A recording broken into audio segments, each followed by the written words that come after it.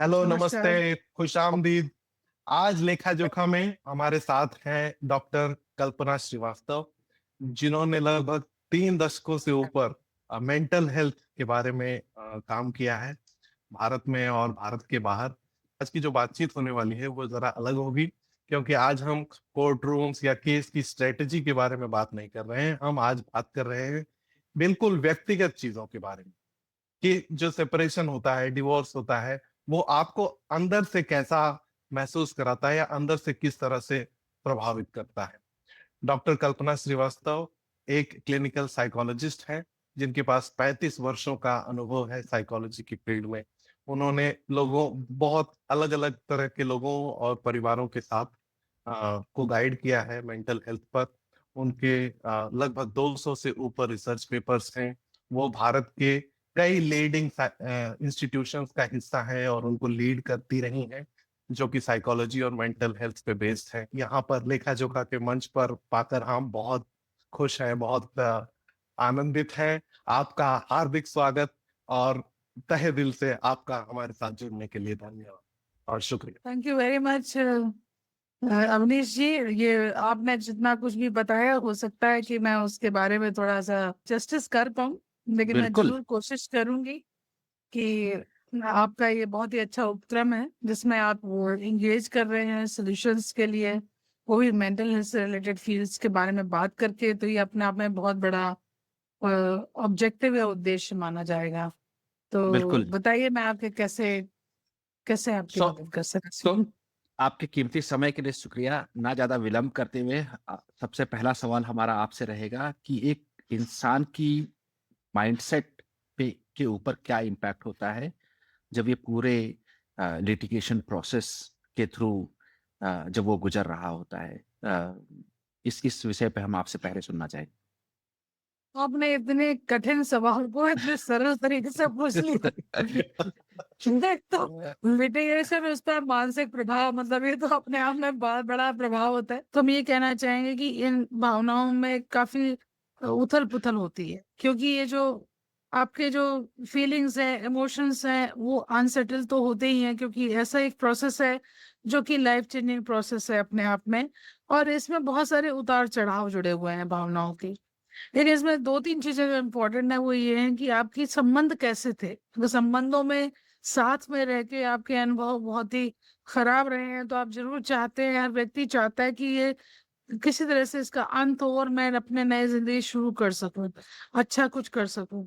तो अनसर्टेनिटी जरूर है, बट उस चीज को एक एंड स्टेज तक ले जाके उसमें कंक्लूड करने के लिए आदमी अंदर से तत्पर रहता है कि मैं इसको खत्म करके आगे बढ़ना चाहता हूँ। तो ये भावनाओं का एक पक्ष ये भी होता है। दूसरा, क्योंकि आप जुड़े हुए थे व्यक्तिगत रूप से, इमोशन से, फीलिंग से, आपके वातावरण में सारी चीजें बहुत ही बॉन्ड और कॉमन चीजें होती हैं। तो आपको उन चीजों को टूटता बिखरता देख के कष्ट होता है कि आपको फेस करना पड़ रहा है। तो ये अपने आप में एक बहुत बड़ा टर्निंग पॉइंट हो सकता है। कभी भी कोई भी व्यवहार इंसान का होता है, हमारा जो साइकोलॉजिकल माइंड है, जिसको कहते हैं फीलिंग्स है, भावनाएं हैं, हमारे सोचने का तरीका है, हमारा व्यक्तित्व है, ये सब चीज हमारी जुड़ी होती हैं रिलेशनशिप से, संबंधों से। जब किसी संबंध के बारे में ही आँच आने लग जाती है कि संबंध मिथ्या है, इसकी क्या सच्चाई है, इसका क्या अंत होगा, इसके बारे में हम क्या सोच रहे हैं, तो ये अपने आप में भावनाओं को अंदर तक कुरेदता है। ये काफी हर्टफुल होता है। तो प्रोसेस जो है ये काफी चीजों में उतार चढ़ाव से जुड़ा हुआ है लिटिगेशन का, जिसमें कि इंसान की जो फीलिंग्स हैं और वो अंदर की संवेदनाएं हैं वो काफी हिल जाती है। क्योंकि जब आदमी अपने रिलेशनशिप से, संबंध से जुड़ता है, तो उस समय उसकी आराम, यानी कि दोस्ती में या रिलेशनशिप में या किसी संबंध में आपस में एक दूसरे के साथ कंफर्ट ढूंढता है इंसान। वो एक कंफर्ट जो हमेशा उसके साथ रहा है, उसका टूटने का डर। तो इन सब चीजों की जो आगे की जो प्रोसेस है वो अपने आप में प्रतिक्रिया जो होती है वो नेगेटिव कर देती है कि अब ये सब खत्म, इस तरह से नहीं होना चाहिए था। जो हमने अपनी जर्नी संबंधों की शुरू की थी उसका अंत हमने कभी सोचा नहीं। के साथ में जुड़ जाती है अनिश्चितता कि बिल्कुल। इसमें समय कितना लगेगा, इसके जो हम सोच रहे हैं, हर व्यक्ति अपने मन में एक उद्देश्य रख के चलता है कि हम चाहते हैं कि हमारे संबंधों का जो अंतिम उद्देश्य है, ये हमें इस तरह से कंक्लूड करना चाहिए, ये फाइनेंशियल हमको ये बेनिफिट मिलने चाहिए, या हमारे बच्चों की हमको कस्टडी मिलने चाहिए, या फिर हम रोजगार की समस्या, हम कब हमको अपना रोजगार शुरू करना चाहिए, कर रहे हैं तो करते रहना चाहिए, जगह बदलना पड़ेगी, क्या घर छोड़ना है तो कहाँ रहना पड़ेगा। तो इतने सारे चीजें हैं। अब क्या आप सोचिए कि किसी व्यक्ति के जीवन में कितनी चीजें बदल रही हैं। बिल्कुल। केवल भावनाएं ही नहीं बदल रही हैं, उसका परिवेश बदल रहा है, उसके रिलेशनशिप्स के सारे जुड़े हुए संबंध बदल रहे हैं, और उसके साथ साथ ये भी नहीं पता कि कब ये महसूस होगा, उसको कब मिलेगा ये साधन। तो बिल्कुल। ये सोचिए, सॉल्यूशंस के लिए इतनी अनसर्टेनिटी होना, ये मन को काफी हिला देता है, और मानसिक रूप से इंसान को काफी, कहते हैं कि अंदर से दुखी कमजोर। कर देता है। अंदर से वो अंदर भावना उतनी उत्साहित तो नहीं रह सकती ऑब्वियसली। तो ये कहना कि बहुत अच्छा प्रोसेस है, ये अपने आप में डिमांडिंग प्रोसेस है। एडल्ट्स की बात हो गई, बच्चे जो इस कॉन्फ्लिक्ट में इन्वॉल्व हो जाते हैं पेरेंट्स की, तो उनके साथ अच्छा। क्या समस्याएं होती हैं मानसिक तौर पर, और उनको क्या चीजें नुकसान करती हैं, और क्या चीजें उनको थोड़ी सहूलियत देती हैं, इसके बारे में भी हम आपसे थोड़ा जानना चाहेंगे। जरूर। देखिए, बच्चों के लिए घर जो है वो माँ बाप की परिभाषा होता है, यानी माता पिता ही बच्चों के लिए घर का परिवेश डिसाइड करते हैं। घर उसके लिए मकान नहीं है, माँ बाप है, कि मेरे घर में मेरे माता है, पिता है, वही मेरा घर है, सुरक्षित जगह है मेरे लिए। जब बच्चे को यही नहीं पता रहता कि इन दोनों की जो नींव जो हमारे सुरक्षित घर की थी वो कमजोर पड़ गई है, जो माता पिता हैं वो आपस में अलग हो रहे हैं, तो उसको जिसको वो अपना सपोर्ट सिस्टम समझता है, जिसको वो सोचता है कि मेरे बैकग्राउंड में मेरे लिए अवेलेबल है, वही नींव उसकी हिल जाती है। तो बिल्कुल। बच्चे अपने मन में बहुत टूटता है इनफैक्ट, और पेरेंट्स ही बच्चों को लेके आते हैं कि ये आजकल उसका मन नहीं लग रहा पढ़ने में, ये खाना ठीक से नहीं खा रहा है, ये दुखी है, अकेला रहता है, हमें क्या करना चाहिए। तो पेरेंट्स की भी गलती नहीं है, और जो नहीं होना चाहिए था उनकी जिंदगी में हो गया, लेकिन उसमें बच्चों का क्या कसूर। बिल्कुल। तो मुझे लगता है कि बहुत बड़ी जिम्मेदारी है कि जब हम बच्चों को इस दुनिया में लाते हैं तो उनकी सुरक्षा का भी हमारे ऊपर ही होता है। लेकिन इंडिविजुअलिस्टिक सोसाइटी में आजकल लोग ना कहते व्यक्तिगत तरह की सोच में परिवार के सपोर्ट सिस्टम भी उतने कम हो गए हैं कि हर व्यक्ति अपना बिजी है, व्यस्त है। तो बिल्कुल। एज ए रिजल्ट बच्चों को भी माँ बाप का ही सहारा होता है, और बस नाना नानी दादा दादी बाबा मामू मामी बुआ चाचा ये सब सहारे टूट गए आजकल, केवल माँ बाप और बच्चे, यही एक परिवार का एक परिभाषा रह गई है। उसमें वो हिलता हुआ फाउंडेशन देख के बच्चों को बहुत कष्ट होता है। उसमें दो तीन चीजें हो जाती है, या तो बच्चे अकेला रहने लग जाएंगे, या फिर बहुत गेमिंग और बिहेवियरल एडिक्शंस। तो ये बिल्कुल। टीनेजर्स को या किसी भी एज में हो, बच्चों को घर का वातावरण बहुत ज्यादा वो करता है, असर करता है। लेकिन इन सब सारी चीजों में एक सोसाइटी का भी एक स्टिग्मा बन जाता है। जब आप सेपरेशन के प्रोसेस के थ्रू जाते हैं तो वो स्टिग्मा को आदमी कैसे देखे और उस स्टिग्मा को कैसे इग्नोर करे या उससे आगे कैसे बढ़े। देखिए, व्यक्ति जो है वो अपने आप में सामाजिक प्राणी ही है, सोसाइटी के साथ ही जीता है, सोसाइटी के साथ ही रहता है। हम कितना भी कहें कि हमने अपने परिवेश, अपने सोचने के नजरिए को बदला है, लेकिन कुछ एक चीजें जो स्थगित रही हैं हमारे इंडियन जो कहते हैं माइंडसेट में, भारतीय समाज में, कहें कि हम बढ़ तो रहे आगे, हम काफी मॉडर्न थिंकिंग भी हुई है, लोगों का फाइनेंशियल इंडिपेंडेंस भी बढ़ा है, लेकिन सोच में उतना फर्क नहीं पड़ा कि अगर दो दो व्यक्ति आपस में अलग हो रहे हैं तो इसमें मेन एंड वुमेन दोनों पे इम्पैक्ट अलग अलग होता है। कि जो लेडी है उसके ऊपर थोड़ा सा असर डिफरेंट होता है, मेन के ऊपर डिफरेंट है। मेन को हो सकता है लोनलीनेस हो, हम लोगों को भी सैडनेस है, डिप्रेशन है, इस तरह की कुछ अवसाद वाले क्षण होते हैं, लेकिन सोसाइटी जो है, समाज स्त्री को जिम्मेदार ठहराता है कि वो परिवार को चलाने का और रिश्तों को निभाने का जिम्मेदारी स्त्री के ऊपर है। एज ए रिजल्ट जब वो देखते हैं कि जहाँ पर लेडीज इस चीजों को फेस कर रही है या वॉक ऑफ कर रही है या फिर नहीं रह पा रही है, तो ब्लेम करता है कि भाई इन्होंने इसको रहना चाहिए तो ये कि बहुत बड़ा बाइंडिंग होता है। जो लेडी मेन एंड वुमेन दोनों के पर्सपेक्टिव अलग होते हैं इस सिचुएशन में।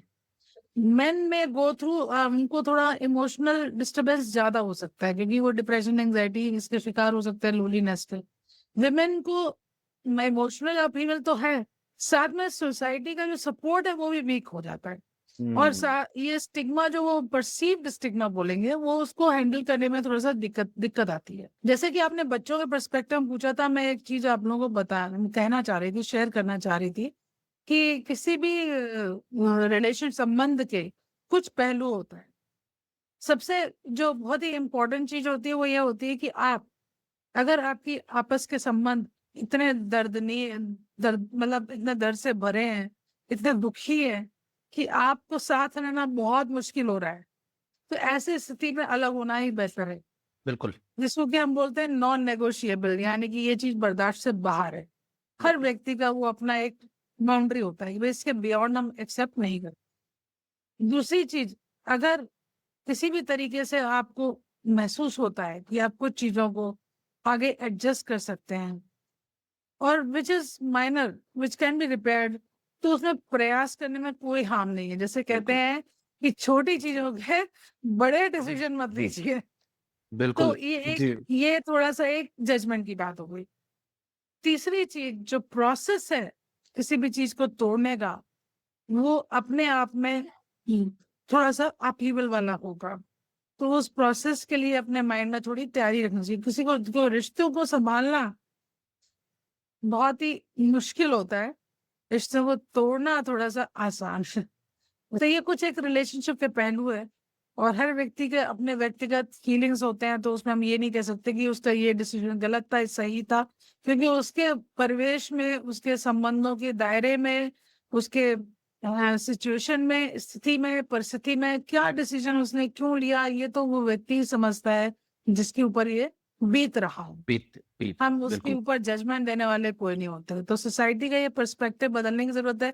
बट अगेन एक और चीज है, आप सोसाइटी को बदलने के बजाय, एक जो कहावत है ना, कहते हैं कि वो ऐसा क्यों कह रहा है, वो ऐसा क्यों कर रहा है, उसने ऐसा क्यों सोचा, इसका हमारे पास कोई समाधान नहीं है। वो क्यों कर रहा है इसमें एनर्जी मत वेस्ट करिए, वो क्यों ऐसा सोच रहा है इसमें एनर्जी वेस्ट में। आप क्या बिल्कुल। कर सकते हैं वो सोचिए। तो आप अपना ध्यान रख सकते हैं, आप इस बात से परेशान मत होइए क्योंकि जो बोल रहा है या कह रहा है उसको हम नहीं परिवर्तन कर पाएंगे। तो समाज को बदलने की प्रक्रिया एक इंसान नहीं ले सकता, अपने को बदलने की प्रक्रिया की जिम्मेदारी हम ले सकते हैं। बहुत ही अच्छे और संजीदा तरीके से आपने व्यक्ति और समाज इन दोनों के इतने इतने कॉम्प्लेक्स पहलू को इतने ही अच्छे तरीके से समझाया। और ये लोग लिटिगेशन में इन्वॉल्व होते हैं, मुकदमेबाजी में इन्वॉल्व होते हैं, तो इस दौरान अपने व्यक्तिगत इमोशंस को, अपने मन को, अपने मनोविज्ञान को ठीक तरह से संभालना कितना मुश्किल होता है, और उसके लिए क्या आप सलाह देना चाहेंगे कि किस तरह से लोग अपने आप को मैनेज करें? किसी भी परिस्थिति का सामना करने में हमारे खुद के रिसोर्सेज ही हमारे मददगार होते हैं। अपने जो इंटरनल रिसोर्सेज हैं, इंटरनल रिसोर्सेज क्या है? आपकी सोच है, आपकी भावना है, आपका खुद का व्यक्तित्व है, आपका तरीका है चीजों को हैंडल करने का, आपकी निर्णय लेने की क्षमता है, ये हमारे इंटरनल रिसोर्सेज हैं।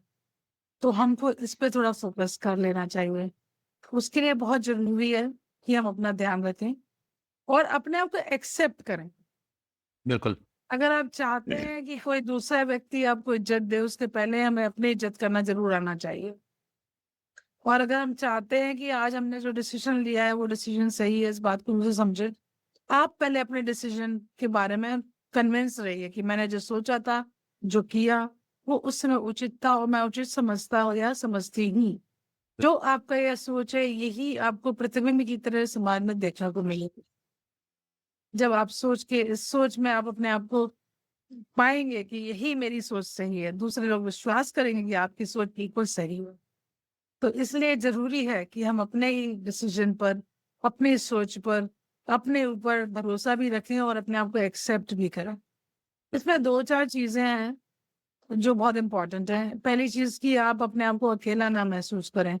Please seek support. अगर आपको जरूरत पड़ती है तो आप सपोर्ट लीजिए, अपने माता पिता का, संबंधियों का, और प्रोफेशनल सपोर्ट, थेरेपिस्ट का, साइकोलॉजिस्ट, मनोवैज्ञानिक का, उसके पास जाइए, उससे बात करिए। क्योंकि जो चीज आपको, कभी कभी ऐसा होता है कि माता पिता, भाई बहन, उनका सब व्यू थोड़ा सब्जेक्टिव ऐसा हो सकता है, वैल्यू रिडन, लेकिन आप प्रोफेशनल हेल्प लेंगे, प्रोफेशनल थेरेपिस्ट का मतलब ये नहीं होता कि हम पूरे तरह से मेंटली पूरा रैक हो चुका है तभी हम थेरेपिस्ट के पास जा रहे हैं। थेरेपिस्ट हम अपने सपोर्ट के लिए भी जा सकते हैं, पर्सनल हेल्प लीजिए, जिससे कि आपकी जर्नी स्मूथ रहेगी। आपको ये महसूस नहीं होगा कि आप पूरी तरह से अकेले हैं। बाकी तो आपको फैमिली सपोर्ट जो मिल रहा है ज़रूर लीजिए। सो डोंट हेसिटेट, मतलब बिल्कुल हिचकिचाना नहीं चाहिए सपोर्ट लेने में, उसको ज़रूर लेना चाहिए और अपने आप पर भरोसा रखना चाहिए और अपने ध्यान रखना चाहिए। क्योंकि आपका प्रोसेस ये जो है ये काफ़ी कहते हैं ना ऑब्स्टिकल से भरा हुआ है और हो सकता है एंड रिजल्ट भी अच्छा हो, क्योंकि आपकी सोच में वो आपके कॉन्फिडेंस है, अपने आप पर विश्वास है, वही आपके लिए काम आए। तो बिलीव इन मन के योरसेल्फ। हारे हार है बोलते हैं, मन के मन के हारे हारे हार है और मन की जीते जी। हम्म, बिल्कुल। तो इतनी उन्नत और इतनी परिपक्व मनोविज्ञान की बातें, साइकोलॉजी की बातें आप हमारे हिंदी पट्टी के व्यूअर्स और लिसनर्स के लिए इतने आसान शब्दों में लेकर आए, इसके लिए आपका तहे दिल से शुक्रिया तो है ही। और हम अपने आप को बहुत सौभाग्यशाली भी मानते हैं कि आपको हमने अपने मंच पर किसी तरह से आने के लिए मना लिया। और इससे मुझे लगता है श्रोताओं को, मुझे व्यक्तिगत रूप से भी बहुत इससे फायदा हुआ और मुझे पूरा विश्वास है कि हमारे श्रोताओं को भी इसका खूब फायदा होगा। थैंक बिल्कुल यू वेरी मच। धन्यवाद, बिल्कुल धन्यवाद। Thank you so much. बहुत आपका बहुत बहुत शुक्रिया। और आपसे बातें होती रहेंगी, मुलाकातें होती रहेंगी और हम अपने चैनल को आगे बढ़ाते रहेंगे। आपके कीमती समय के लिए बहुत बहुत धन्यवाद।